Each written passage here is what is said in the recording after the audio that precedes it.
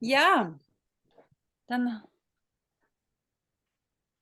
begrüße ich erstmal alle und schön, dass ihr hier reingefunden habt in diesen Raum. Und beim Tane in Aotearoa ist es sehr früh am Morgen. Es ist, ich glaube, 6 Uhr, 6 o'clock at your time, right? Ja. Ja. Okay. And, And it's winter. ja, und ja, es ist Winter, bei uns ist Sommer. Bei mir ist es eine Stunde später als in Deutschland. Und ja, ich würde einfach gerne einen Moment so, I just to tell you, I just saying about a little tiny little car Kia and and relating to each other, creating a little power grid. Great. Gerne einfach, dass wir uns einen Moment für so miteinander verbinden, bevor wir so in diese Themen einsteigen, für einen Moment lang so uns verbinden mit uns selbst. Ich bin ja hier gerade an einem sehr speziellen Platz in der Türkei, der Mysterienschule Chiral Olympos. Und es ist ein sehr einzigartiger Platz, sehr viel Energie ist hier, sehr viel, es ist wie so eine Gebärmutter. Hier, wenn ich aus dem Fenster rausschaue, sehe ich die ewigen Flammen, die schon bei Homer erwähnt werden. Und es ist ein Ort, an dem die Erde, sage ich gerne, in weiser Voraussicht einen Platz erschaffen hat, an dem wir uns zutiefst erinnern können, wer wir eigentlich wirklich sind. Und in diesem Geist möchte ich einfach, dass wir uns nochmal so miteinander verbinden, für einen kurzen Moment in der Stille. Wir sind alle miteinander verbunden und wir sind mit der Erde verbunden. Also die jetzt wahrscheinlich dazugekommen sind, kennen ja den kleinen Kanal von mir, Geomediation Forma Uridom. Und da ist Dreh- und Angelpunkt, sich zurück anzubinden an die Erde, an die Urmutter. Also Mediation zur Erde. Und es ist jetzt eine Einladung, dass wir uns so miteinander verbinden, aber auch mit der Erde verbinden und uns erinnern, weil auf diesem Weg der Souveränität geht es in erster Linie zutiefst zu erinnern, wer wir eigentlich wirklich sind. Und in diesem Sinne gebe ich jetzt diese Minute einfach für diesen Herzensraum, den aufzumachen, hineinzufühlen in das eigene Herz, in das physische Herz und uns dort mal für einen Moment zu verankern.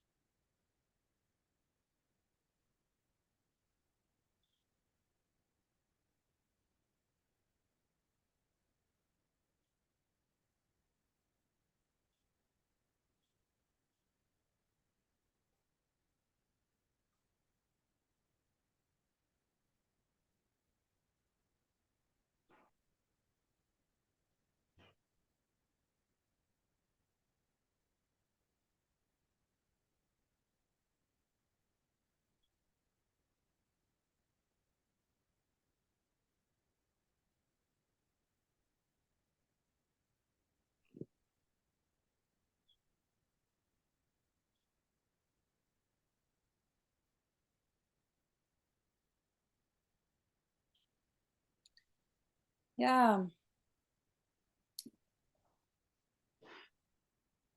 dann würde ich gerne erstmal kurz was sagen, warum ich jetzt diesen Zoom-Call beschlossen habe, zu initiieren und auch Tane gebeten habe, dazuzukommen. Und ich lebe ja seit einigen Jahren jetzt auf der Südhalbkugel und habe da ja, Wurzeln schlagen dürfen. Und im Zuge des dort Ankommens, das war 2018, 2019, habe ich mich einfach mit der Kultur mehr beschäftigt, mit dem, was dort ist, mit den Menschen oder so einfach, wie es halt so ist, wenn man dann in so einem Land ankommt und sich mal umschaut, wie ist denn das hier eigentlich? Was ist hier Brauch? Wie funktioniert das von den kleinen Dingen, ob das die Läden sind bis hin zur Politik. Aber relativ schnell kam mir dann der Ausruf dieser tödlichen Erkrankung, die über die ganze Welt scheinbar ging. Und wir waren also dann sehr schnell reingeworfen in Themen, mit denen ich also mein Lebtag nicht gedacht hätte, dass ich mit denen konfrontiert würde, so in der Art und Weise, in der Intensität. Ich wusste schon vorher, dass bestimmte Dinge nicht so sind, wie sie ausschauen. Und aber so hautnah dann dran zu sein, das war dann doch schon echt eine ganz andere Nummer. Und weil für uns, also Tane und ich, wir haben ein Projekt gestartet, die University in der Waipu Cave. Also wenn ihr jetzt hier diesen Zoom-Link seht, Te Ana Waipu. Te Ana heißt die Höhle von Waipu. Ana ist die Höhle in Tereo, der Sprache der polynesischen Stämme. Übrigens interessanterweise heißt Anna in Türkischen die Mutter. Jedenfalls haben wir also da angefangen, auf einem bare piece of land haben wir angefangen, da mit einem Campingwagen und ein paar Pferden da von null auf zu starten und relativ schnell mit den widrigen Umständen, mit denen wir dann zu tun hatten, Covid-19 etc. Und wir haben dann eben beide festgestellt, also so funktioniert das nicht, so kann man das nicht einfach hinnehmen. Und was gibt es denn da für Wege, was gibt es denn da für Möglichkeiten? Und für mich stellte dann der Kanal, den ich ich glaube am 20. oder am 21.2020 begonnen habe, war meine Art und Weise, mit der ganzen Sache umzugehen. Also mit diesen Ungeheuerlichkeiten, die grundsätzlich auf der Welt geschehen sind, aber auch mit der politischen Lage, die ich in der Firma Neuseeland lernen durfte, was eigentlich da los ist, bis hin dann eben zu den sogenannten Maoris. Da werden wir später noch was dazu sagen. Wie sehen die das eigentlich und was haben die da zu sagen? Und so kam ich in eine Welt hinein, die für mich wirklich völliges Neuland war. Bin dann durch das Schreiben und den Mitteilen der Menschen, denen ich immer sowieso gerne mal was geschrieben habe, die mit mir so zu tun haben, habe ich das einfach der Einfachheit halber auch dann mit allen so geteilt. Und dadurch wurde dann ein bisschen mehr und mit der Zeit ein paar mehr Leute kamen hinzu. Also ich bin mir sicher, ich kenne jetzt hier nicht alle, wir sind jetzt eine Gruppe von, ich weiß nicht, wie viele wir sind, aber auf jeden Fall, also an die ich noch nicht kenne, erstmal auch ganz besonders auch Hallo an euch. Das ist jetzt eine Art und Weise, mich vorzustellen, dass ihr auch einfach mich mal seht. Wer ist eigentlich das Gesicht hier hinter dem Kanal Geomediation von Mauridom und mit wem arbeite ich zusammen? Und da ist eben auch der Tane hier in Aotearoa auf der anderen Seite. Und ja, und mein Empfinden war jetzt, ich möchte nicht nur jetzt einfach mal Gesicht zeigen, sondern gut, ich habe auch ab und an mal so ein kleines Video gemacht, das kann man dann auf YouTube auch finden. Aber ich habe das Gefühl, jetzt zieht was an. Also es ist so, da will etwas da will etwas geschehen. Also ich sage jetzt nicht irgendwie ein Wunder soll geschehen oder so, aber es soll was geschehen. Und ich folge schon immer oder seit sehr, sehr, sehr vielen Jahren wirklich meinem Gut-Feeling. Also was sagt mir mein Bauch, was sagt mir meine Intuition, meine Seele? Also ich gehe diesen Herzensweg und das ist dann, folgt wenig einer bestimmten Logik oder einer Rationalität, sondern ich merke so, jetzt muss was passieren. Und es war so sehr deutlich in den letzten eigentlich nur die letzte Woche, deswegen ist es auch so 'n sehr spontaner Zoom-Einladung, weil ich gemerkt habe: „Oh, da muss jetzt was passieren. Ich möchte jetzt, dass wir das jetzt tun, dass wir da anfangen, darüber zu erzählen. Was haben wir jetzt eigentlich da die letzten 3 Jahre in Aotearoa erarbeitet, der Tane und ich und vor allem ganz viele andere Leute also die da auch sind, also die jetzt nicht erwähnt sind aber das kann auch durchaus sein, dass wir mal so 'n Zoom haben, wo dann auch andere Menschen dazukommen werden, mit denen wir zusammen, arbeiten. Ich habe so meine bestimmte Art und Weise, meinen Input, den ich reingebe. Und, also, ich bin jemand, der, die so sehr stark mit der Intuition arbeitet, meinem inneren Wissen. Ich bin relativ früh schon mit einer Erkenntnis da gewesen, warum ich eigentlich hier bin, was ich hier zu tun habe und folge somit den inneren Pfad, also den Weg nach innen. Für mich geht es sehr, sehr stark um das innere Erleben. Und für mich ist Souveränität in erster Linie ein innerer Weg. Und als ich aber in Aotearoa war, und feststellte, was eigentlich da so los ist, war mir klar, dass es ist nicht nur innen, es gibt auch ein Außen und das Außen braucht auch eine entsprechende Reaktion. Und ich habe hier schon, also hier in meiner kleinen Bleibe hier in Chirale Olympos habe ich ein Bild, das ist eine Postkarte, die habe ich schon seit sehr, sehr vielen Jahren, die habe ich mit hier herüber mitgenommen. Und hier steht, und das möchte ich gerne mit euch teilen: Gott gebe mir die Gelassenheit, Dinge hinzunehmen, die ich nicht ändern kann. Den Mut, Dinge zu ändern, die ich ändern kann. Und die Weisheit, das eine vom anderen zu unterscheiden. Und ja, und das war für mich ein Gleitwort, das habe ich schon seit, ja, ich weiß nicht, schon zig Jahre mit mir. Und das andere, das nehme ich jetzt auch gerade mal von der Wand, das ist von Franz von Assisi, der sagte wohl: Beginne damit, das Nötige zu tun, dann tue das Mögliche und plötzlich tust du das Unmögliche. So, das ist für mich das, wo ich mich immer wieder sehe, ist, wie schaffen wir das, was wir im Inneren haben, so nach außen zu bringen, dass wir tatsächlich die Dinge verändern können, die wir zu verändern haben. Und auf diesem Weg jetzt der Souveränität, der inneren, aber eben nach außen zu gehen, habe ich festgestellt mit Alistair und vielen anderen, Tane, da gibt es was zu tun. Es gibt Möglichkeiten, es gibt tatsächlich Möglichkeiten, wie wir in diesem Dschungel, in dieser Welt vorangehen können, um im Sinne des zweiten Spruches, den ich da jetzt gerade vorgelesen habe, das Unmögliche zu tun. Und mit dem Geomediation von Mauridom habe ich relativ früh intuitiv erkannt, hier in Aotearoa ist ein Schlüssel. Also es ist ein Schlüsselportal auf einer spirituell-geistigen Ebene, aber auch auf einer legal oder in unserem ganzen Rechtssystem, in diesem Corporated World, hat Aotearoa auch hier einen Schlüssel und hat eine signifikante Bedeutung. Und hat auch eine Antwort tatsächlich für die Welt auf verschiedenen Ebenen. Und da es aber sehr, sehr komplex ist und nicht mal eben kurz mal alles erklärt wird, habe ich mir jetzt so überlegt, dass wir, um auch die Köpfe nicht zu strapazieren, lieber etappenweise Themen angehen werden, für die wirklich weitergehen wollen und es auch verstehen wollen, was hat es eigentlich hier auf sich. Zusätzlich ist es so, das möchte ich gerne an dieser Stelle erwähnen, erzeuge ich auch ein Dokument.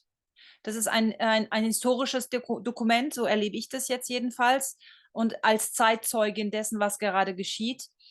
Denn es ist jetzt so, dass ja auch Rainer Füllmich, vielleicht ist es dem einen oder der anderen auch ein Begriff, der Rainer Füllmich, der seit schon mehreren Jahren diese Class Action voranbringen wollte mit seinem Corona-Ausschuss. Und den habe ich mehrfach in meinem Chat oder in meinem Kanal mal erwähnt. Und er ist tatsächlich jetzt auch darauf gekommen, dass das tatsächlich hier ein Schlüsselland ist. Und er setzt also 100%ig auf die Maoris, so wie er sie auch nennt, und die Souveränität, die hier existiert.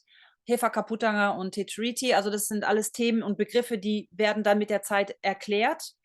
Und ich merke, und es ist ein tiefes Empfinden, wo ich merke, correct the record. Also das ist, correct the record heißt auf Deutsch, man muss immer wieder, also was ist eigentlich wirklich,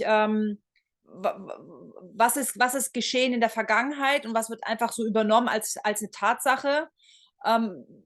Und dabei ist es vielleicht doch gar nicht so gewesen.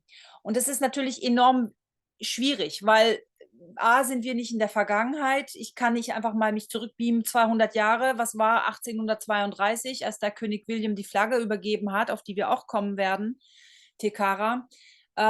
Aber nichtsdestotrotz kann man mit sehr vielen Menschen Gespräche führen, miteinander gucken, was ist da wirklich gewesen, wie sieht es die eine Seite, wie sieht es die andere Seite. Es gibt so viele Parteien, die zu diesem historischen Fakt was dazu beitragen können. Das ist so, so komplex, dass, ich meine, wir haben jetzt eben fast 3 Jahre hier, und Tane hat es ist schon seit sehr vielen Jahren, also weitaus länger. Ich bin ja ganz frisch sozusagen, also ich bin da noch ganz grün hinter den Ohren und lerne jeden Tag dazu. Das ist unglaublich.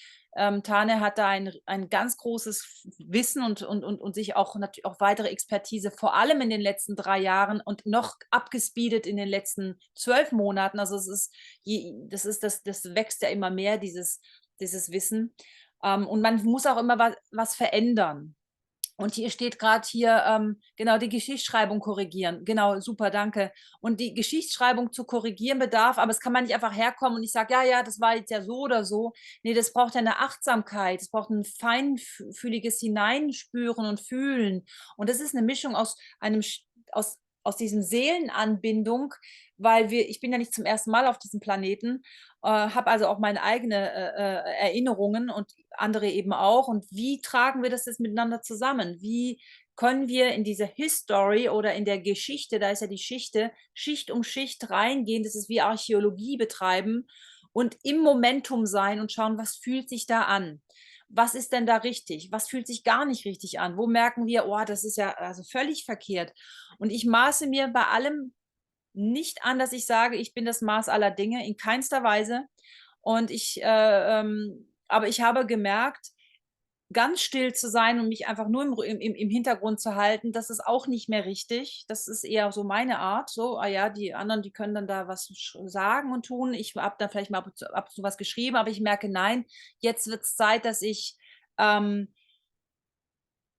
Nötige tue, um das Mögliche also ich gehe gerne zurück, dann tust du das Mögliche und plötzlich tust du das Unmögliche. Und an dem Punkt fühle ich mich gerade. Ich habe das Gefühl, in meinem Leben entsteht ein Momentum, wo das Unmögliche möglich wird. Wo ich früher dachte, es ist überhaupt nicht möglich und doch, es ist möglich.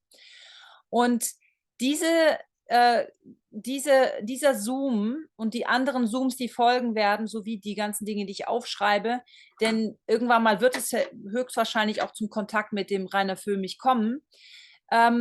Denn da gibt es einfach viele Dinge, die da nicht gesehen werden und vielleicht auch nicht gesehen werden wollen. Das weiß ich nicht. Da maße ich mir auch noch kein Urteil drüber ab.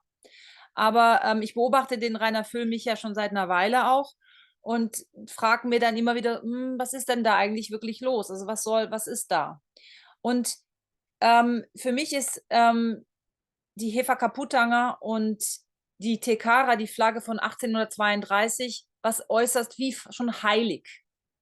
Und auch wenn ich jetzt da nicht geboren worden bin, aber ich habe mein Korowai, das heißt, als ich dort ankam in dieses Land, hat mich das Land begrüßt. Ich wusste ganz genau, ich wurde erwartet und ich habe dort zu sein, ich habe dort eine Aufgabe. Und meine Aufgabe ist, eine Brücke zu bauen zwischen Aotearoa, also diesen zwei Südseeinseln, nach Europa. Und in dieser Funktion bin ich in dem Laufe der Jahre, habe ich tatsächlich einen offiziellen Posten als Botschafterin für die Maori Crown. Und Maori, auch darüber wird Tane noch was nachher später sagen. Was ist der Unterschied zwischen Maori oder Maori? Und das heißt, das Sprachrohr zu sein für das, was ist eigentlich dort geschehen. Also Geschichtsschreibung nehme ich auf und ich möchte sie nicht eben, wie gesagt, wie ich vorhin sagte, nicht filtern im Sinne, weil ich weiß es besser.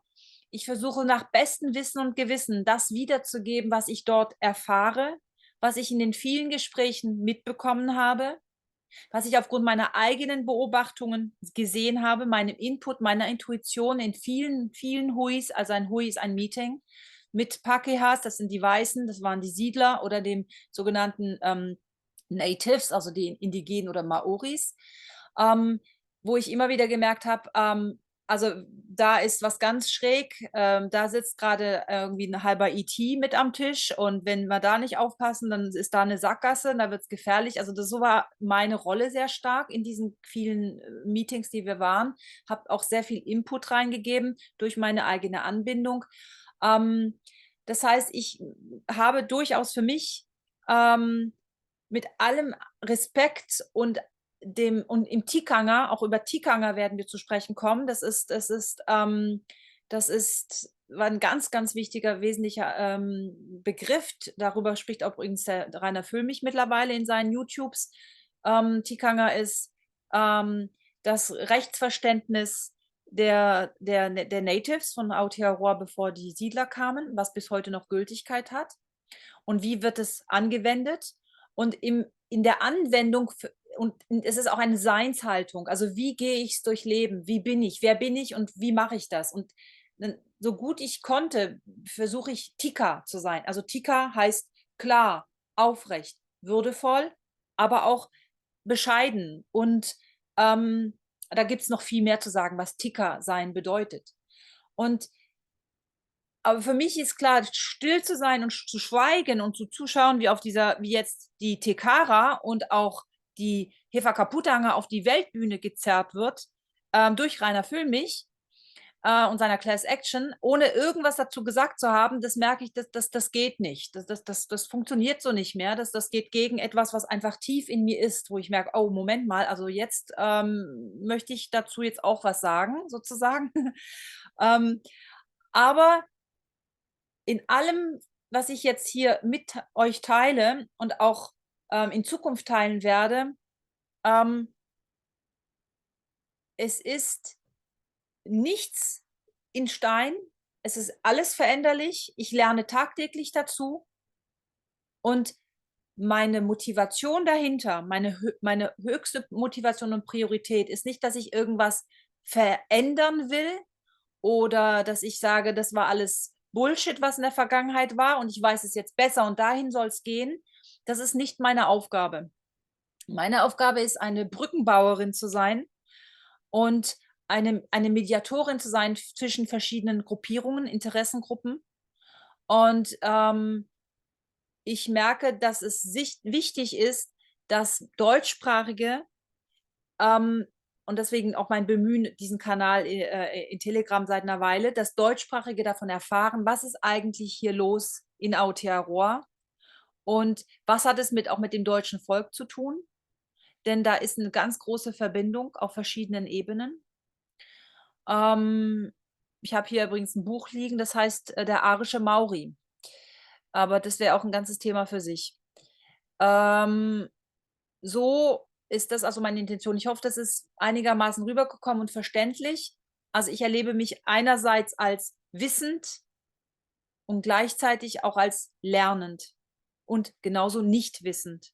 Ich bin offen nur für diesen Prozess. Für mich ist es ein Geburtsprozess, eine Hinbewegung zu einem, wie könnte ich das ausdrücken, eine Unterstützung in einer Hinbewegung, dass die Dinge tatsächlich zusammenkommen. Also to fall into place. Das heißt, dass die Dinge wirklich dort hinkommen, die Puzzlestücke, wo sie hingehören. Nicht, dass ich die Puzzlestücke weiß und dass ich sie alle in der Hand habe. Nein, das habe ich nicht. Die Puzzlestücke sind ganz viele Menschen, überall auf der ganzen Welt. Wir sind alle ein Teil des Ganzen. Meine Funktion ist, mit zu sorgen, dass sich das harmonisch oder anders gesagt im Sinne dessen, was dahinter steckt, dahinter der Urplan dahinter, dass der mit aufgeht. Ich sage auch nicht, dass ich die Alleinige bin, die dafür sorgt, dass es sich zusammentut. Das würde ich niemals sagen. Aber ich kann ja nur für mich sprechen momentan. Ich tue es. Ich erhebe meine Stimme dafür.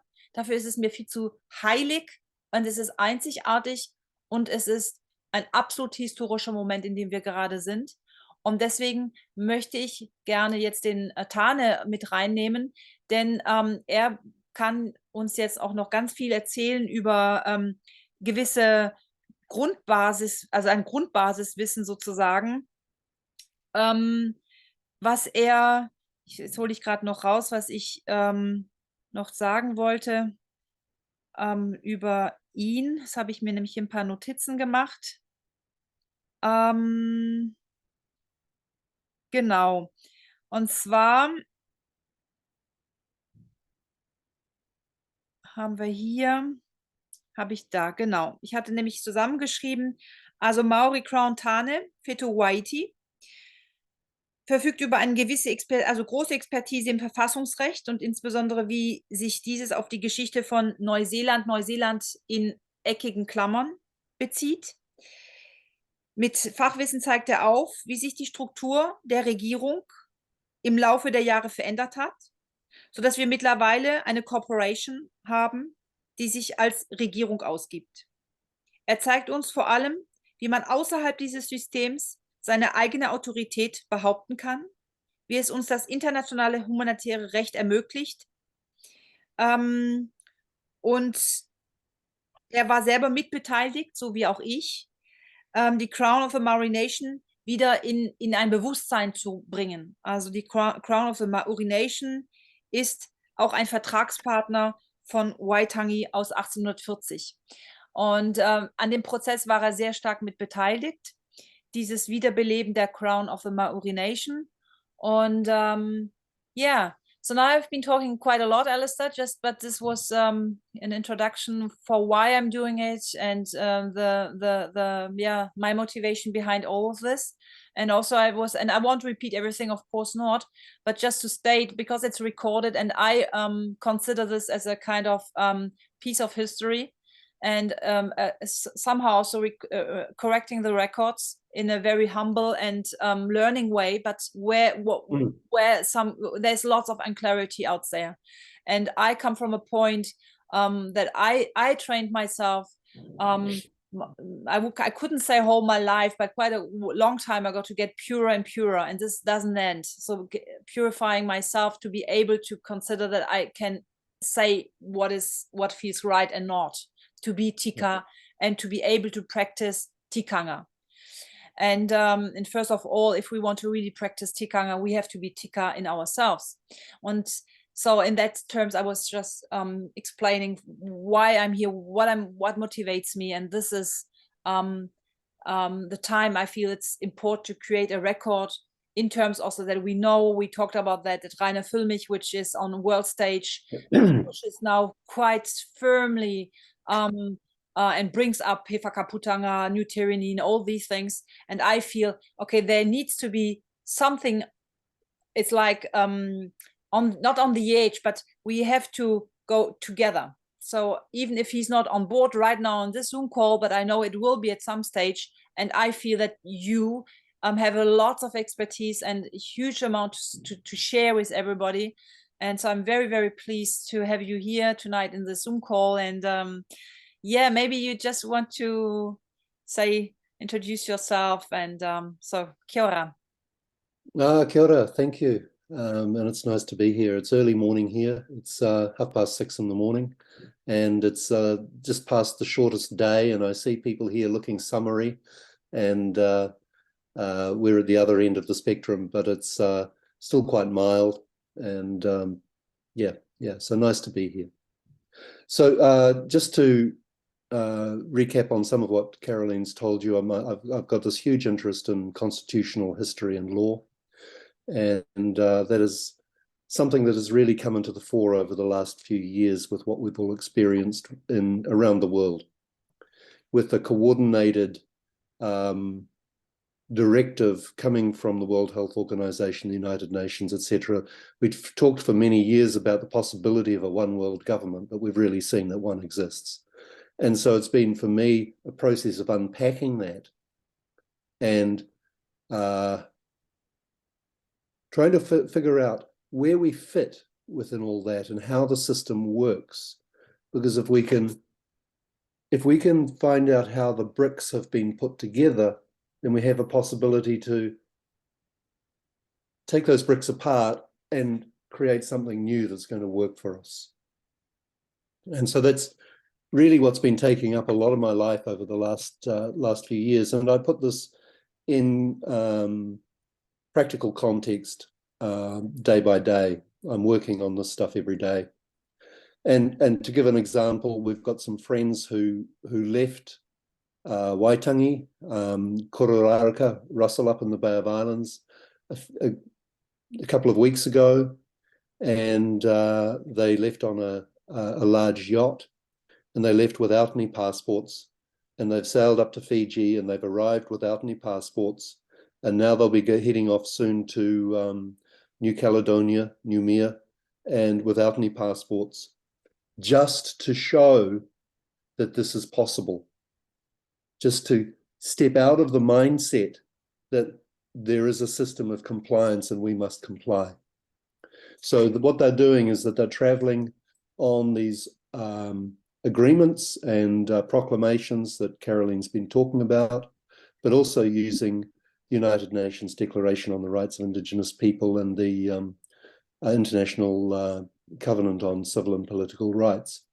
So, yeah, that's pretty much where I come from day to day. Just to add on this here, Alice, Tana, I didn't mention, I just mentioned the word Hefakaputanga, but I didn't go in any details. As this is something which will come, as this is up to come. I don't know if it's going to be in this Zoom call or in another one, but this is I really stayed completely on the surface. Okay, good. Yeah. So would you like to start talking a little bit, maybe just to see to bring us all on one page?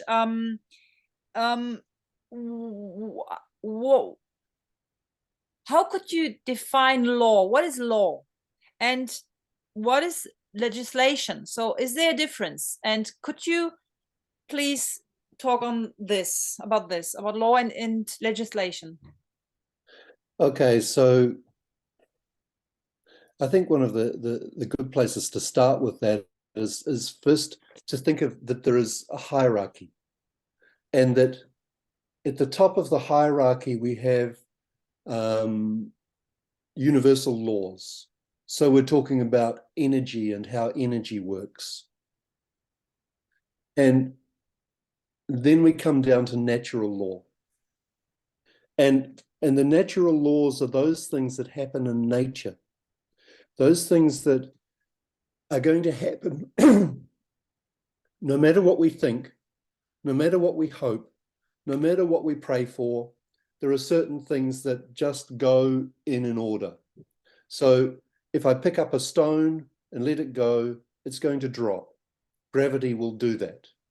It doesn't matter if some parents are on a picnic and a little child goes to the edge of the cliff.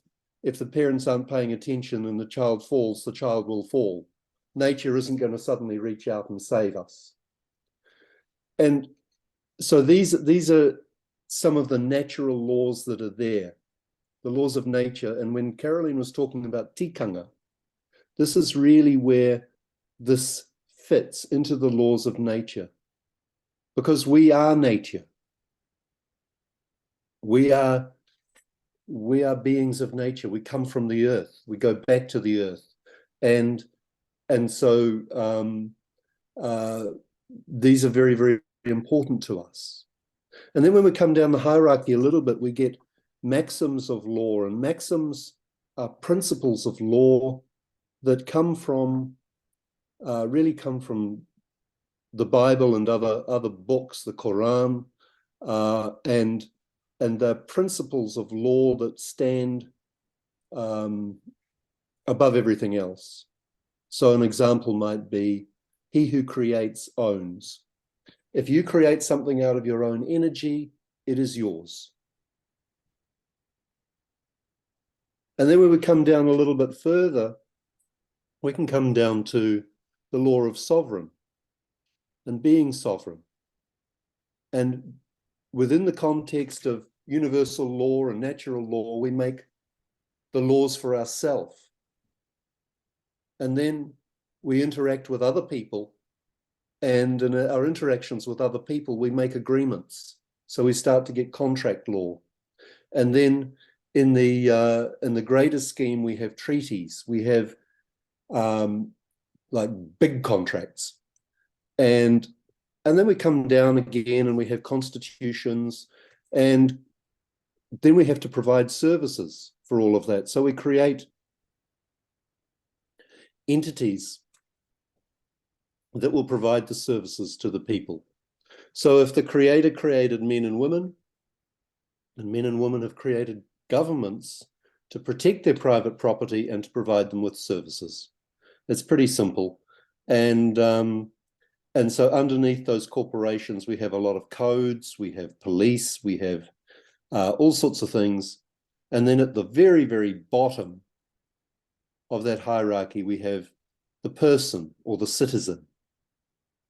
And the person or the citizen is an entity created out of your birth certificate, most likely, that is a fiction, but we step into that and take that on as being us when it's really not. So that's a little bit of a hierarchy. Is that helpful, Caroline?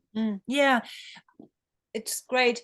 Could you talk a little bit about tikanga and this a very amazing metaphor of the upper jaw and the lower jaw? Okay. And how and what exactly is tikanga? The word tika means being correct, being right. So what is right? What is right and true in nature? So it takes us into natural law. And tikanga is really the practice of that, the practice of what is right. So with our upper jaw, when we speak, our upper jaw is fixed. It doesn't move. It's our lower jaw that moves. And then with the breath, when we speak, we bring something into manifestation. First, there was the word. So we hold all the principles of natural law in our upper jaw, universal law, all of that is there. And when we speak, we bring that into reality for the context that we're in this moment. Does that make sense? So we're going to find ourselves in different situations throughout the day, and we have to generalize the interpretation of natural law for the context that we're in the moment. And so with our lower jaw, we're able to articulate that. And with our breath, we bring that out. And with our voice, we start the process of manifestation. Mm-hmm. And so we have to be very, very careful about how we speak and what we speak. So a few minutes ago, Caroline said, oh, this is tika. That means this is correct. Another word for that is pono. This is right. So does that help a little bit, Caroline? It's a lovely metaphor. Yeah, absolutely. I mean, this is such it's a basic, it's a fundamental aspect in all this conversation about what comes from Aotearoa Corporation New Zealand to help the world. I was mentioning before Rainer Füllmich and his class action. He's thinking what he believes, what is possible, but I don't want to go into this now. Right now, it's not the moment. But so in tikanga, from what I understand, rules. Where are the rules created? So we know now that we have the upper jaw, which is about natural law. I know about 8 principles, natural laws, and this is a whole story in itself. But the lower jaw, so we make up our rules on our own. This is quite unique. We interpret them. So could you talk about the lower jaw? How do our rules come into life and how they exist? Why are they? Okay. So if we consider that we're a sovereign being, then we create the law. We set the law. And our court is with us wherever we go. Wherever we go, we're in our court. And when we speak, that is us making the law in that moment. Now, we do that from, going back, we are nature. So when I hear people say, perhaps I'm going to take a walk in nature, that means I'm now separate and I'm going to try and join it. But we are nature. We are the indigenous people. We are the natives. We claim our nativity, our nativeness, and with that we claim our authority. So when we're confronted with situations in life that we have to deal with, then we have to trust the being that is within us and allow that voice to come out. And as that voice comes out with all of our knowing, it is taking everything from the upper jaw, all of that is fixed in nature, fixed in the universe, and we bring it to life in the moment. And historically, people will do that through stories. People will do that through songs. People will do it through a whole range of different things. And for instance, I see in our Judeo-Christian environment, I'm not a religious man at all. But what I see is that the Bible is a series of stories to explain natural law. And so that is how it is carried forward from generation to generation, or that is how it has been carried forward. So if we look at these books, the Bible, the Quran, there's different things, the Bhagavad Gita, they all have stories, and the stories explain natural law. And that's why they've been so important in our past, not for religious reasons, but for the stories that go with it. So for the indigenous people in Aotearoa, we have two very important terminologies. One is the hapu, one the whanau, where tikanga, the lower jaw aspect, is practiced. Could you talk a bit of hapu and whanau? What's the difference and what's the specificum? Okay, so hapu is a fascinating word, because at one level, when a woman is pregnant, she is hapu. When a woman is with child, she is hapu. And so as we expand out from that, a family unit is called the whānau. And then when you get a group of families together, so it might be they're related, they're all relatives, and they all live in a small community, that is also called a hapu. And the hapu and the whānau are where the authority lies. There is nothing more important than the hapu and the whānau. And then you extend out from that, and you'll have larger groups of people, and you can get to the idea that you have some sort of tribe. But at the foundation, at the very foundation, are the hapu and the whānau. So on my own, I can't do something, but except I can take care of myself. As I expand out from that with other people around me, we create our hapu. When you get a group of, when you get an organized different hapu together, then you've got a tribe. Yeah. So in the language of the natives of the Polynesian area, Te Moana Nui a Kiwa, which is a kind of triangle, it expands from Hawaii, the Polynesian islands, Aotearoa, Easter Islands. So they more or less can understand themselves, each other. It's Te Reo is the language, and when you say hapu is being pregnant, and in the same time is also the word for the tribe. So not for the tribe, but for the extended family. For the extended family. Okay. Yeah. Yeah. It's a tribe would be something bigger. Okay. So it shows us already in the words, in the language, there is a strong feminine power there. Is this correct? Can we say that the motherhood or the woman, or what is the role of the feminine principle? Let's put it in this way. Okay, so if we live in a pretty mixed up world, and sometimes we don't see it, but really up here in the north, it was primarily a matriarchy, and women made decisions because the woman is. So if the family is the most important, then the woman makes the decisions because she carries the child. If the woman carries the child, then she has to be in charge because the primary thing is to protect that. The role of the men is to protect the women and to protect the family.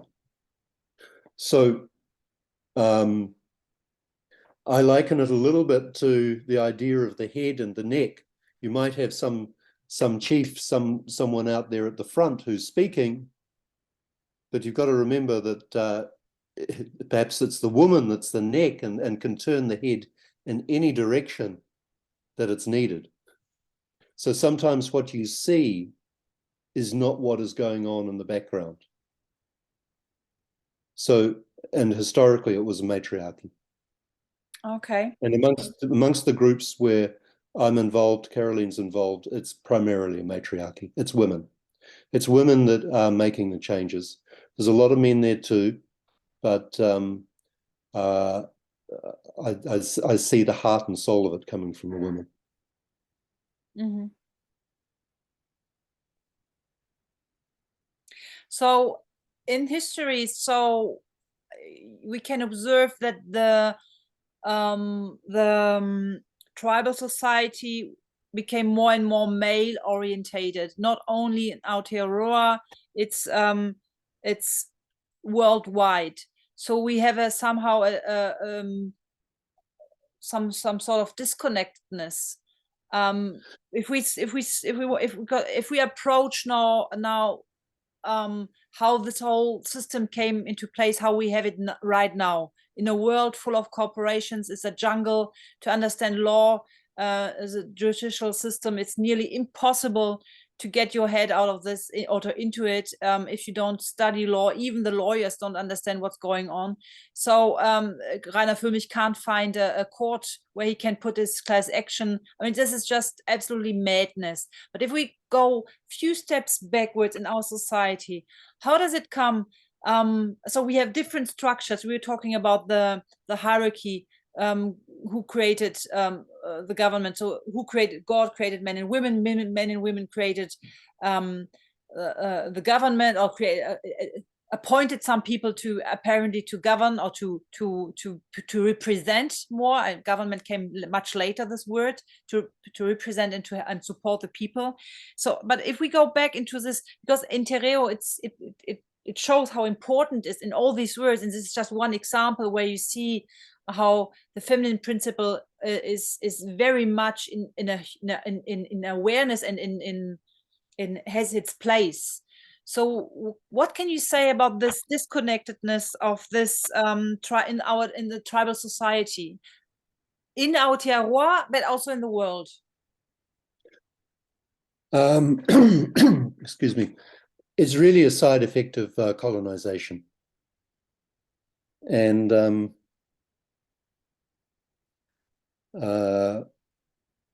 I think that prior to colonization, we had much, the tribal society would have had much tighter units. They did have conflicts, and those conflicts were settled through battle, and that happens. I think what happened is that with colonization, we've had an ongoing process of genocide, and that's written about. I haven't got it here in front of me, but I could go and find letters that were between the English Crown and their representatives here, where they're very proud of the fact that the native population is diminishing, and that they're managing to push them out of the way. And genocide is not necessarily going in a massacre. Genocide happens through the subtle introduction of drugs, alcohol, all sorts of things that disrupt the normal life. And just like the British created the opium wars in China, I look around now and I see problems with methamphetamine and other drugs, and I believe that that's a cultured, promoted thing in order to reduce the mana of the people to disempower the people. And so this has been going on for a very, very long time. And we see it in our society. You're offered the glitz and the glamour of city life, you know, but that's doing business with the beast. And so that's where people get, you know, have fallen over time. It's also happened that many of the warriors went away to fight in wars around the world. The 28th Maori Battalion was involved in the First World War, and it still exists, but it's a Second World War, etc. And so the men are buried everywhere. I mean, Turkey, where Caroline is at the moment, Takai, there were 3,000 people from here are buried in the shores there at Gallipoli. So when you take away those people, you take away the leaders in the community, and things run off the rails. So we're on a journey to get that back. So the tribal society more or less disappeared. We have it in some places of the world, it still exists, but in our Western society, it's more or less, it doesn't exist anymore. We ended up now in a world of republic states, governments, commercial zones. So this is now a fascinating thing, because Aotearoa, New Zealand, is a kind of hybrid. It's a mix. We have a corporation, and the whole world believes New Zealand is New Zealand, and this is the country New Zealand.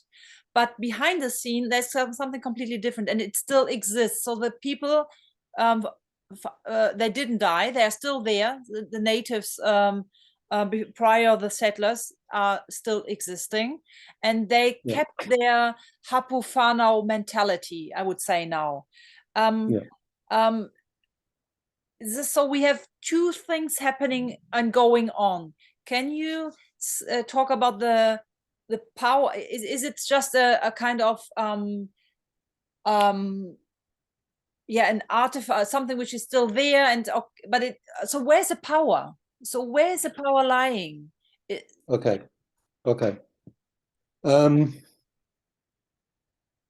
Our power lies in who we are, all of us.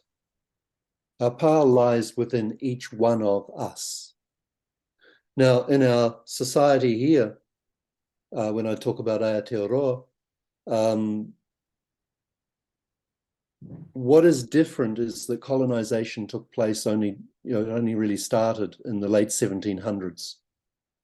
And already in the early 1800s, 1835, 1840, there were international agreements put in place that were to protect the people. And those international agreements are to protect the people everywhere. We can use them. We can use them wherever we are, because we're all of the one earth. It doesn't matter whether you're on this little island here or that continent there. It's the one planet. So the history of colonization here is only 250 to 300 years old. And so we have a memory. Whereas if you think around Europe and what happened in Roman times and how that carried forward, we're talking about a couple of thousand years to unravel. So the beauty here is that the agreements that were put in place by people like William IV, Heinrich, King of Hanover, King of England, those agreements stand. They stand in international law today. And we can go back to those. And one of the very interesting things that people find very hard to get their head around is what has happened because of the influence of bankers over the last couple of hundred years. And particularly when the orchestration of world wars to disenfranchise the established order and create a new order. And particularly when we get through to the First World War, and the treaties and agreements that came after that, and particularly the Great Depression of the 30s, which was orchestrated in order that all the countries around the world were bankrupt. So New Zealand, Australia, 14 European nations could not pay their war debts. They could not pay for the debts they'd incurred during the First World War. And so in the United States, President Roosevelt at the time in 1933, he made an executive order, House Joint Resolution 192, that declared the United States bankrupt. And what happened is that because all these countries were bankrupt, the bankers, their creditors, forced them to create corporations. And so those corporations were registered with the Securities Exchange Commission in the United States and have been operating since as most probably Chapter 11 bankruptcies, where the creditors run the business. So New Zealand is not a country, it is an administrative realm. It is a trade zone. It's a commercial zone. It has got nothing to do with the land. Now, if you go a little bit further and we start to look at the US code, the first thing is the United States is just Washington, D.C. It is nothing else. It's not the United States of America. It's the United States is Washington, D.C. In the US code, chapter 28, section 1605, it says that foreign governments who do commerce in the United States lose their sovereignty to the United States. So when I look around the world now and I see a corporation called Her Majesty the Queen and Right of New Zealand is the corporation name. They're calling it the Sovereign and Right of New Zealand at the moment. And I see the Republic of Argentina, and I see Hungary, and I see Ukraine, and I see, and we can go everywhere, virtually every member of the United Nations. They're all corporations. They're registered with the Securities Exchange Commission in New York. They fall under United States law. Just down the road from the Securities Exchange Commission is the United Nations, which is, they're all together. Now, all of those corporations are not independent. They're not sovereign government. They're not the government of the land. And that's what's really, really important. Now, I'm sitting in front of my computer right now, and it's an adequate computer, and it can run several different operating systems. Right now, I'm running a Mac operating system. I could also operate a Windows system on the same hardware. I could also operate a Linux system on the same hardware. So the government is the operating system. It is not the hardware. It is not the land. And so we have to choose what operating system we have. The operating system is there for my convenience because it's my land, and I will operate this land how I want to operate this land. So we have to remember that hierarchy and how things fit together. There's a very, very famous court case, and we find it was a decision made in 1796 following the American War of Independence, and it's Pruden versus Neal, 1796. And what it says is, every man is independent of all laws except those prescribed by nature. He is not bound by any institutions formed by his fellow men without his consent. And that stands above everything else that's going on. And what's fascinating about that particular court case was that it came after the American Civil War. And it was about someone who, the principle was that the monarchy has gone and the republic was there, and now all the people have to sign up with the republic. And this decision said, no, it does not matter what institution of government is there or what you don't have to be part of that. You can step outside of that and you can align yourself wherever you want to be. And there's another one that goes with that, which is very important as well. It says, no matter what the government or the state provides for us in manner of convenience and safety, the unenfranchised individual owes nothing to the government. Can you repeat the last part? The unenfranchised individual owes nothing to the government. So here's the thing. If you describe yourself as a citizen of, say, New Zealand, I am a New Zealand citizen, that means you have aligned yourself with that corporation and they have jurisdiction over you. But if you say, no, I'm not on board your ship, I'm on the land and I'm here, then that's a different matter. And funnily enough, they have no connection to the land. It's the same with Australia. Australia is registered in the Norfolk Island and Cocos Islands. New Zealand is registered in the Antarctic, in the Ross Dependency. And so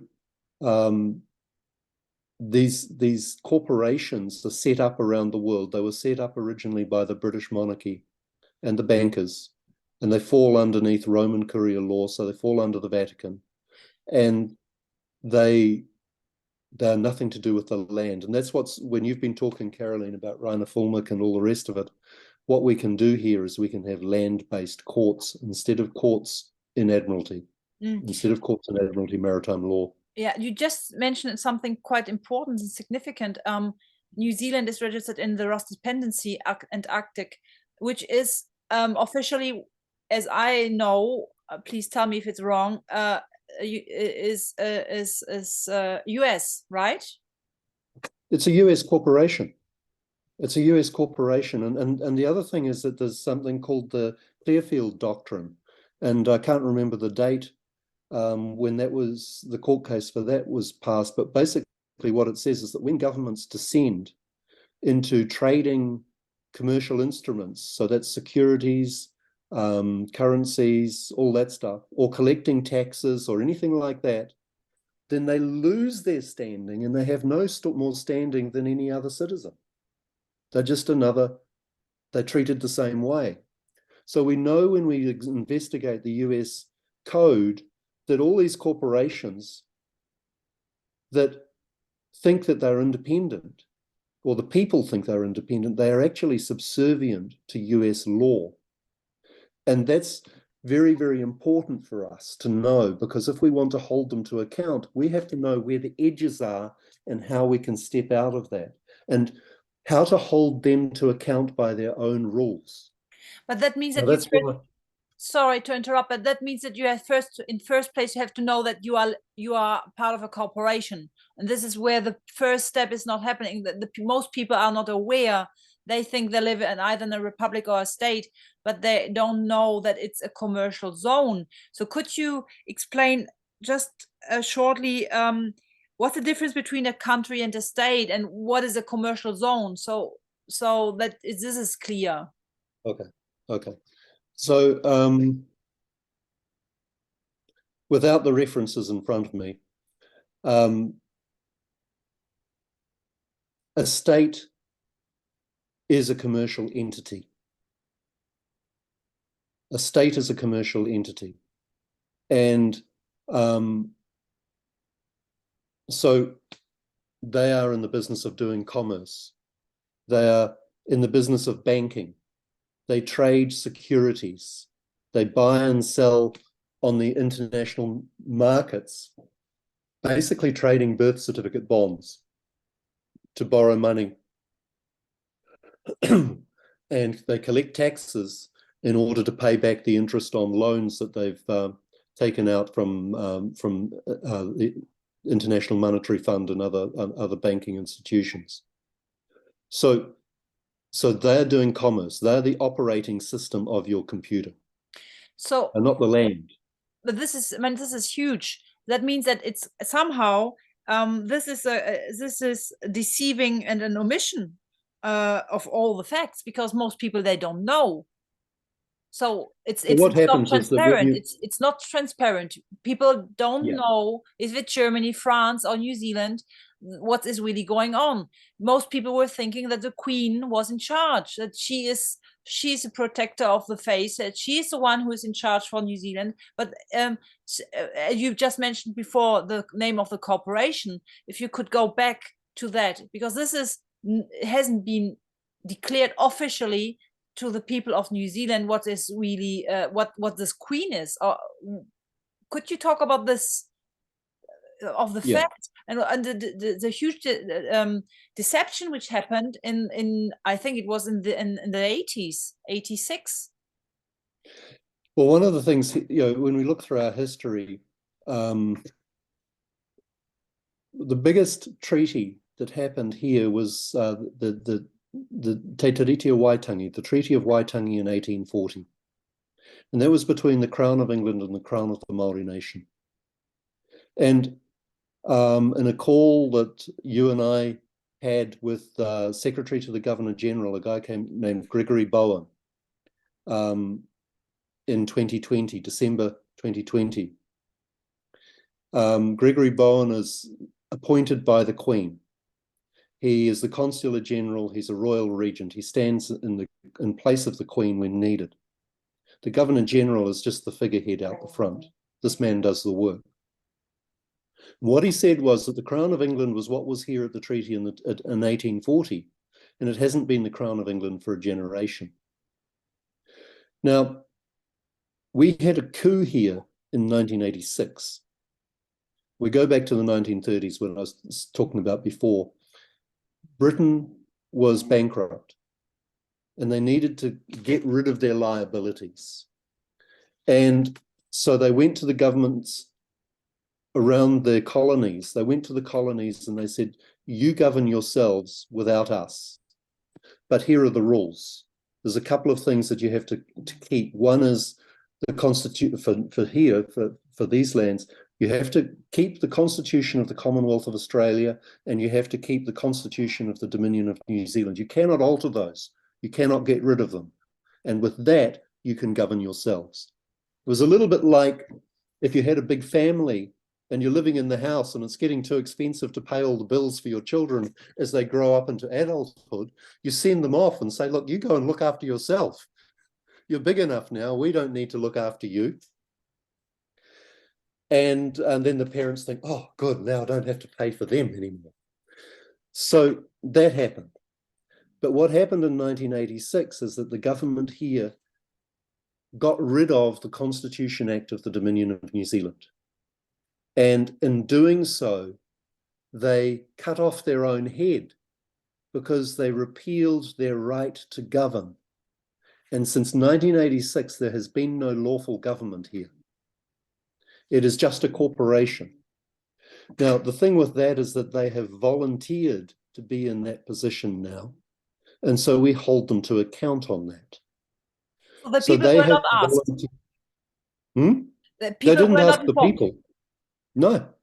And they wrote their own constitution. You cannot do that.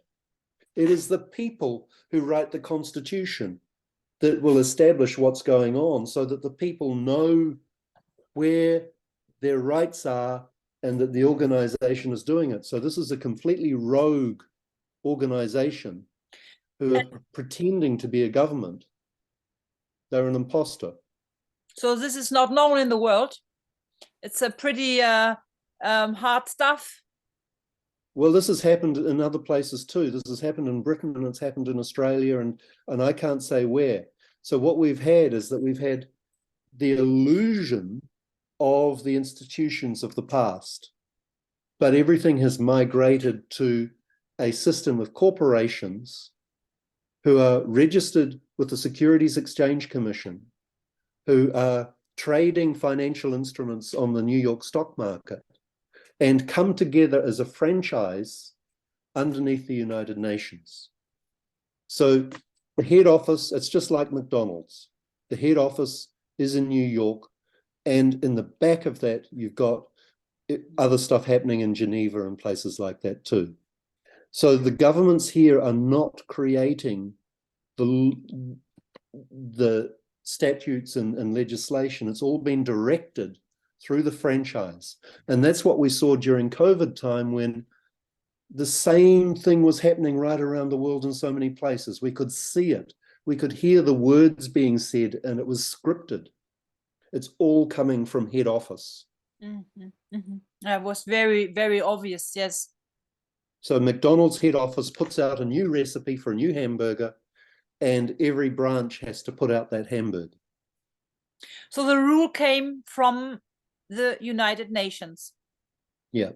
So the franchise or the corporation, the Queen and Right, the Majesty, the Queen and Right of New Zealand, got her instructions from the head office, which is the United Nations, which is a huge story in itself. What are really the United Nations? We won't go into that now. And the banks are controlling the whole thing. And so the conclusion, what most people in New Zealand, they don't know, and in other countries, it's pretty much the same, that there is no democracy, because there were never a common sense. The people were not informed, they haven't been asked, and they didn't created the constitution. It's just been no. Okay. Put on top. Okay, put on. Okay. So the thing here is that we all have the opportunity, and this has happened. I mean, look at Germany. It's the same. You're still under war laws from the Second World War. There is no constitution by the people for the people. It's just the basic code that was put in place by the occupying powers. And so, you know, they created a corporation in that moment with France and Russia and the United States and Great Britain. So that's a perfect example. Now, it's not for the people, but that court case, Cruden versus Neal, makes it very clear that when the regime changes, you don't have to go with the new regime. You can step out of that and you can stand in your own authority. And the International Covenant on Civil and Political Rights protects that. The United Nations Declaration on the Rights of Indigenous Peoples protects that. And they're not rules for you and me. They are rules for doing business between the corporations that are members of the United Nations. That's their rules. So we bind them to their rules so that we can gain our rightful position and stand in the authority that we were born with. Mm-hmm.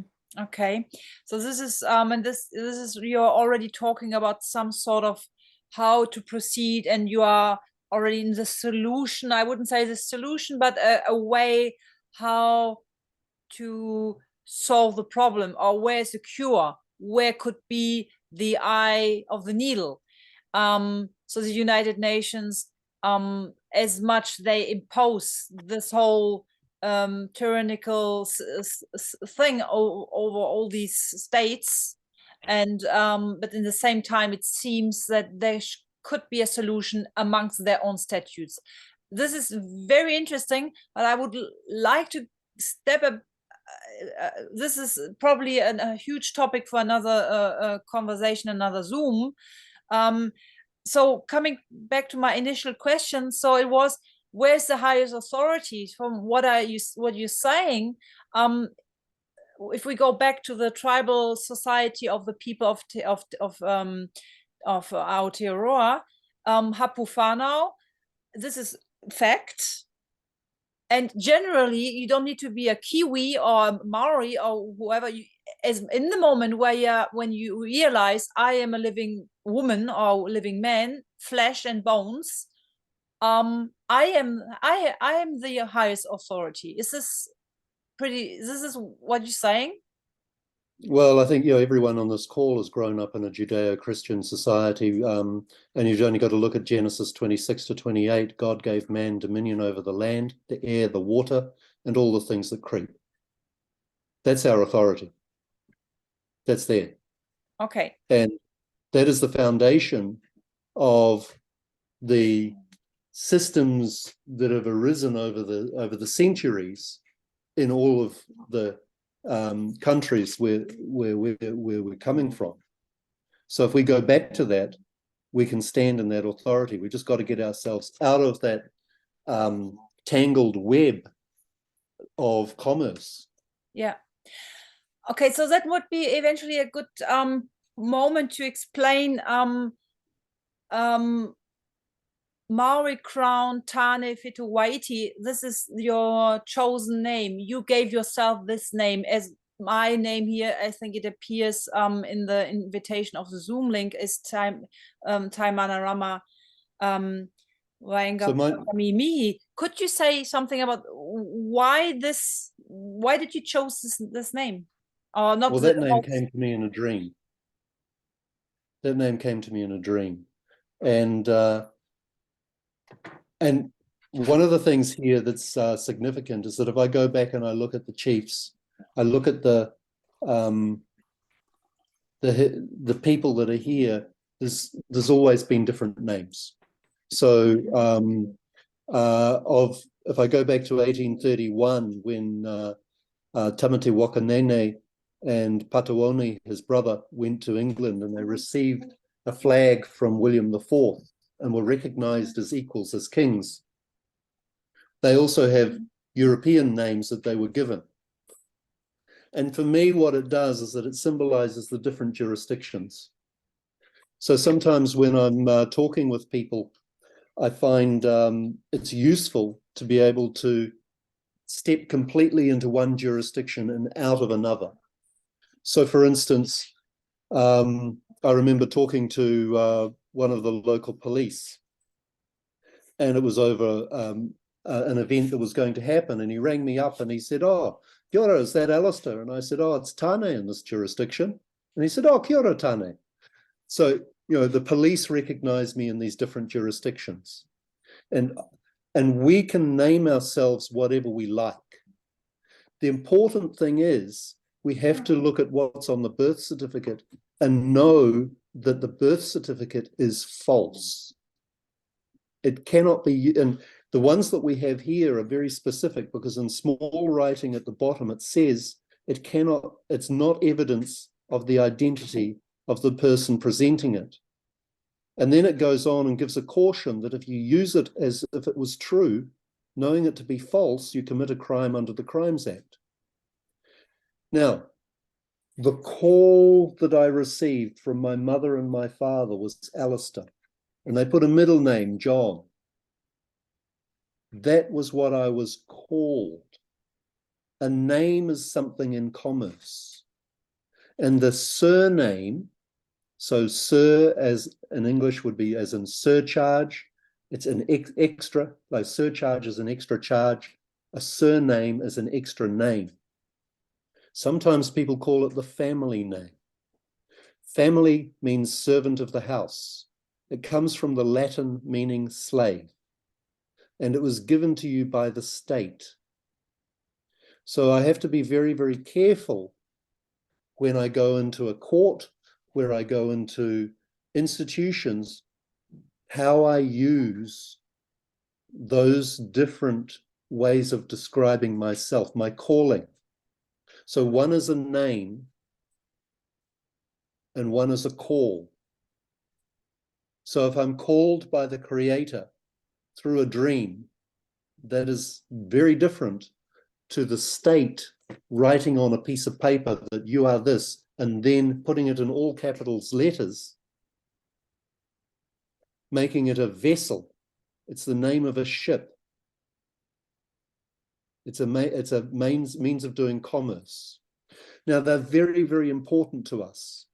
We have to know that sometimes we need a portal through which we can do commerce. And the birth certificate is our portal to do commerce.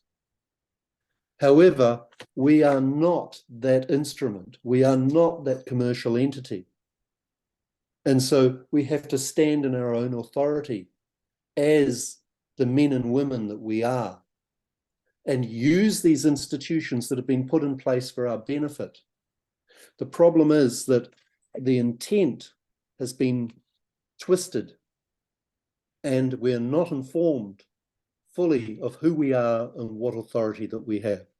And that's a huge conversation. And I know, we sort of said 6 till, an hour and a half, and we're just about there. So I won't go into that any further. Yes, no, that's a whole topic in itself, absolutely, which would lead to the declaration of being alive, or stating I am not the person. We have our own procedure, which is a life claim through this is which would be I think we would talk about this another time, and maybe some of I think that lots of people have done it in their way or another. The one which we have chosen is very specific and I would say absolutely unique in the world. It's been thought through very thoroughly, and there's lots of information around this to learn about this. And here comes a question in German. It's a lebendig Erklärung, the life claim, or the stating I'm alive and I'm not the person. It's a lebendig Erklärung. I think it's a different question. I think that I've used the word a call as opposed to a name. So it's it's like, what are you called, as opposed to what are you named. I read the question wrong. I completely. I understand what you meant, but what would be the word in German then? For the call. Yeah, for the call instead of the name. Thank you. So you're the expert in German language. So you came in. You were saying that was about you were called Alistair. They called you. Yeah. So wurden wir gerufen. Ja. Ich meine, also wenn man jetzt mit sowas anfängt zu argumentieren vor irgendwelchen Gesetzen, dann würde man ja gerne sagen, okay, da ist mein Name und der bin nicht ich. Ich habe einen Namen, der wie zum Beispiel Gott oder Traum gegeben ist. Ja. Wie dann sagen auf Deutsch? Okay, das ist eine interessante Frage. Ich nenne mich, also I name myself. Ich nenne mich, ja super. I call myself. Yeah, I call myself, or I name myself. I give myself a name. You see, there's a difference. A name is in commerce. A name is a thing. Yeah, the name, or I name. It's okay. I call myself. It's a call. In German, you say, ich nenne mich, oder? Eigentlich sagt man ja auch, ich bin. Was ist damit? Ich würde nicht auf ich bin gehen. Ich würde tatsächlich nicht ich bin sagen. Also diese ganzen ich bin Geschichten, ob jetzt der Name bis hin zum Beruf. Ich bin auch nicht Schreiner und ich bin auch nicht das und das. Das ist ein Riesen. Wir minimieren uns. Ich werde so und so genannt. Ja, das hat er gesagt. I am called by someone else ist ich werde genannt. Ich werde Sebastian genannt, sozusagen. Ja. Das ist doch eher dieses, als ich nenne mich, wie du jetzt gerade sagtest. Ich werde genannt, so würde man es im Deutschen sagen. Oder ich bin bekannt unter dem Namen. Oder ich bin bekannt als Birgit, Hans, Peter oder was auch immer. Ich bin bekannt als. Okay. Wir machen gerade das Agnihotra-Ritual. Wir gehen jetzt mal auf Stumm hier, bis das Feuer aus ist. Ja, schön. Okay. That's an interesting thing. I will have to think about this, about the name and how would you say it in German? I will see. Caroline, in Französisch wird ja auch unterschieden. Je m'appelle, on me nomme. Das ist so ähnlich wie im Englischen. Je m'appelle, yeah. So if somebody would ask you, Alistair, how would be your answer? How you say? Oh, hello, I am Paul. who are you? What's your name? What They'll would say, you what? answer? You can call me Tane. You Okay, can call me Alistair. It depends on the context that you're in, because I'm using those two different ones. But particularly what I want to avoid is I do not want to be associating myself with the all capitals name that is the corporation, because Yeah. I am not a corporation. Yeah. So then it's a kind of finesse of finding the grammar, how either in French or in German, to make clear this is this and here I'm here and this is there. So Yeah.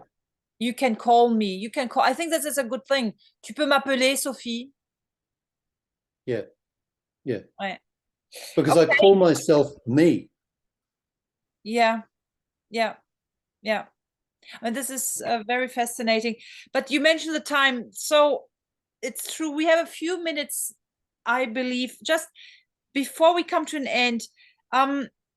What is the role and the specificum and the importance of so-called New Zealand? So we know our Aotearoa. There's something which is quite unique in the world. What do you consider as a remarkable point? What is outstanding? I think the thing that in the context that we're talking that is very significant to think about is the voyage of Captain Cook. When he was sailing around, he set off from England to map the transit of Venus and to find the first light. And what is significant when we look at all the time systems that we have around the globe, that it starts here. Why do they want to find the first light? Well, they wanted to know that where was when the London stock market closed, where was the next market to open? Or where is the start of the day in an international basis? That was really, really important. And so that being the first light, the land of the first light, is probably the most significant in a whole range of different things that we're only really just starting to discover. And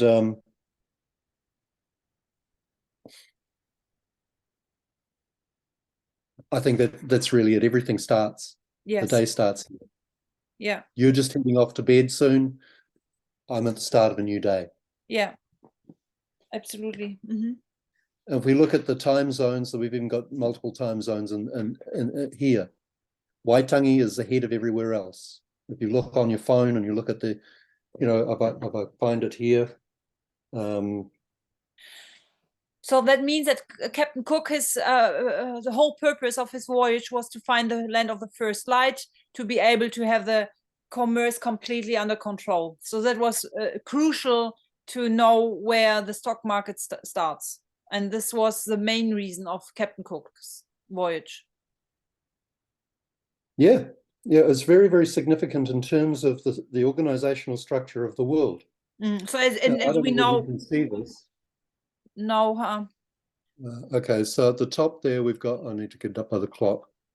We've got Wellington, and it says the time, and then underneath that, we've got Waitangi. So the time in Wellington is 7:33, and the time in Waitangi is 8:18.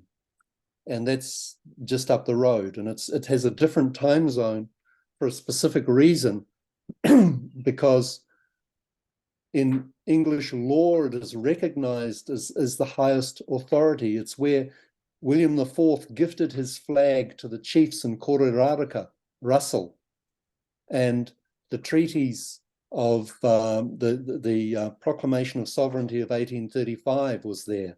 The Treaty of Waitangi was there. And the English Crown used those instruments to claim the rest of the globe. Now we can unravel that and we take that back. Mm-hmm.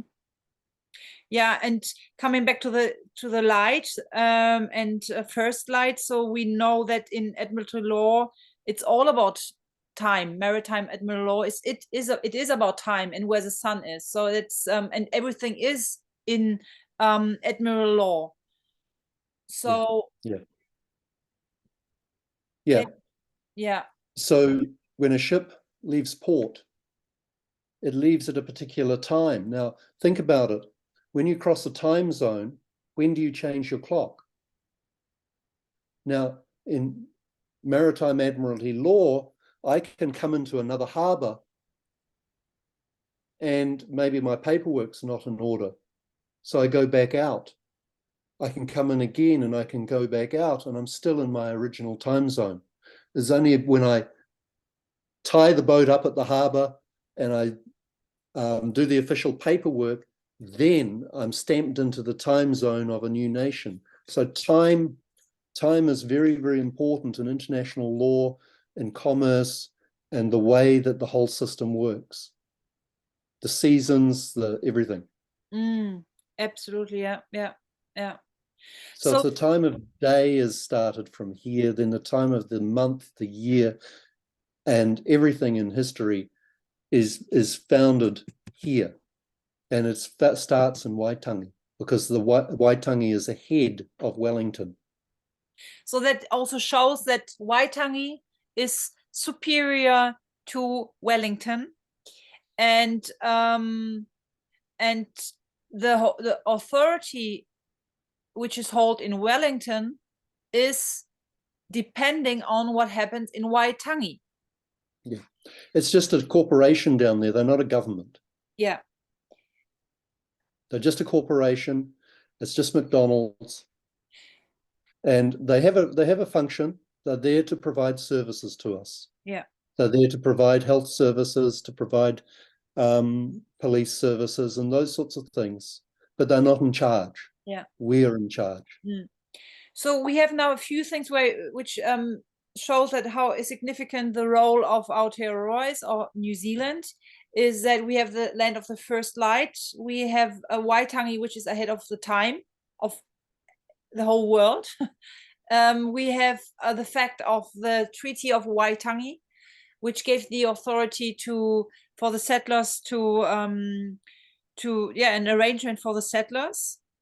And it has also an aspect on a global perspective, because by giving authority to the settlers, allowing them to be there, to live there, to do what they want, so they were tolerated. And for the people living on these two islands, it was somehow also convenient having them there. But they said, okay, we are here, we are sovereign. We are remembering the Declaration of Sovereignty of 1835. So we are sovereign people. You can do what you want, but we're going to have a treaty. This is the treaty, the famous Treaty of Waitangi. So that gave authority to Wellington to govern their own people. What happened then next is another story, but it has also an aspect on a global perspective, as the British Crown claimed the rest of the globe through this, which maybe might be the end of our conversation tonight, because there is definitely far more to talk. But this is probably one of these most important things to realize, why it's really significant to understand, or not understand, I don't want to stand under, to comprehend what is going on these little islands in the middle of the Pacific. So what is about the globe and the British Crown, who claimed the rest of the globe through the Treaty of Waitangi? Okay, so they have no standing on the lands here. This is the principle of terra nullius, nobody's land. And so what they did is that they sent expeditions around the globe looking for deserted islands. And what they did is that once they found a deserted island, they would claim that, and then they would set up a corporation that would be the government, and then try and claim somewhere else using that. So for instance, they set up a corporation called Australia.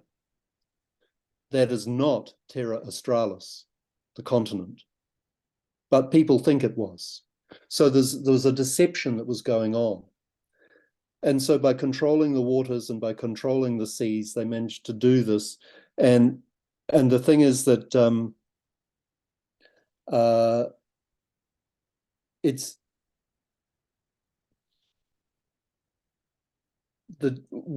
after the treaty, what happened is that they put out a proclamation that was published in the London Gazette. And they talked about the New Zealand islands.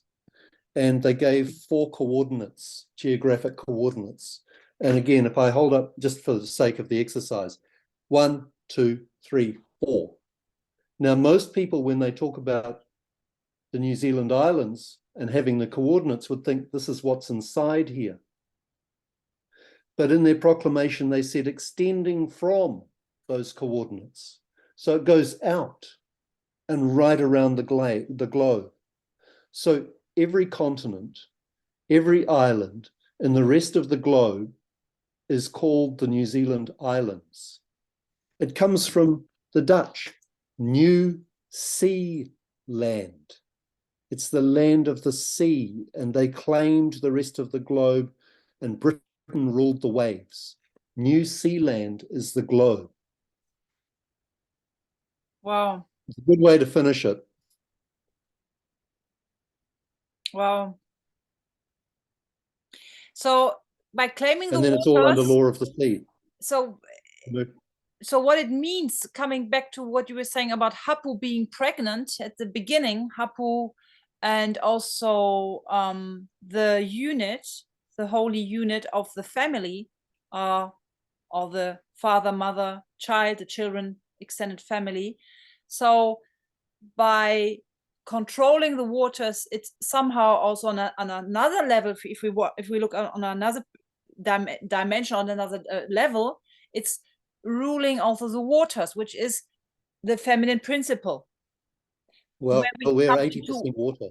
Yeah, we come into the world via our mother's waters. Yes. And so they claimed that. And with the birth certificate, they registered the placenta because the placenta died. And they have jurisdiction over the dead, not over the living. So that's why you're not your birth certificate. You're not the all capitals name that is associated with that. Yeah. The birth certificate is a death certificate. You are a living man or a woman. So claiming on the path of sovereignty is claiming back or stating very clear, I'm in the authority of my waters. The first water is me. I'm the vessel. I'm 70-80% of water. I'm in charge. I'm the monarch of my own waters. And your own land. And my own land. Yeah. Okay. I might just open for a few minutes. Maybe there's one on another question. Otherwise, thank you very much. It was very good to hear all these things. And eventually somebody has a question in regard of these things we spoke today. Hat jemand noch irgendeine Frage bezüglich dessen, was jetzt Tane uns erzählt hat? Machst du irgendwann mal eine Zusammenfassung auf Deutsch? Weil ich konnte nur bruchstückhaft was mitnehmen. Ja, das könnte durchaus geschehen, dass dann, aber ja, mal gucken, wie das geht mit der Zusammenfassung auf Deutsch.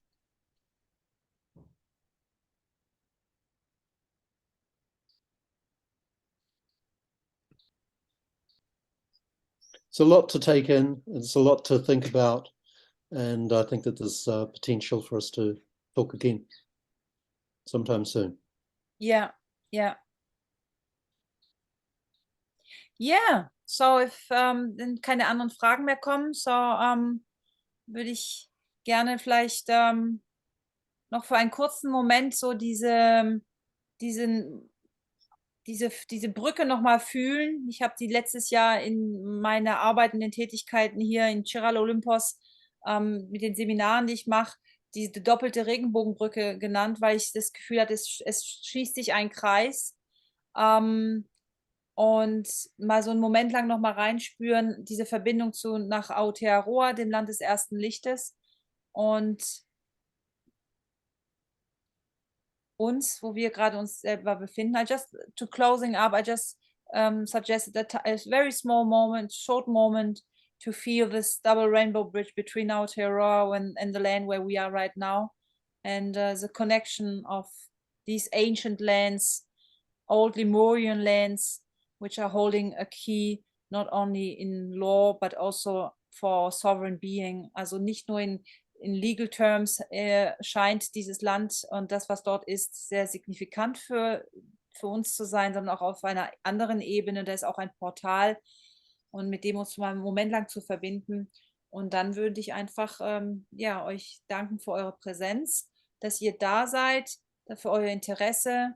Und vielleicht sehen wir uns ja dann beim nächsten Zoom, was vielleicht in 2 Wochen wieder stattfinden wird. Uns mal gucken, wie das weitergeht. Aber dass ich einfach, dass wir dann in diese Stille gehen miteinander und dann lasse ich das ausklingen. Herzlichen Dank. So we just go into the silence for a moment and having a little and then we just finish. Thank you, Tane. Thank you so much. Kia ora. Roa nui. Danke. Danke, danke.